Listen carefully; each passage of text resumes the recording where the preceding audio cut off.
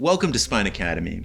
When I think about a surgical procedure, I really think of it as being a composition of different techniques. So if you think about posterior cervical decompression and fusion, let's say you're doing a C2 to T1 PCDF, it really comes down to a lot of different techniques. There's the exposure itself is one specific maneuver. There's the C2 pars screw, which is different. I typically put a pars screw in. 3 to 6 lateral mass screws, that's a different technique. The upper thoracic T1 or T2 pedicle screws, a different technique.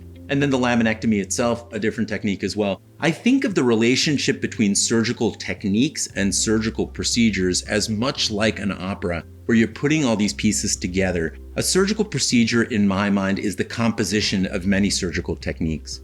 Go to our website, go online, download the app, and you can learn more about these. We've deconstructed the surgical techniques in great detail in a cadaver model, and then put them all together in surgical procedures in real operative footage.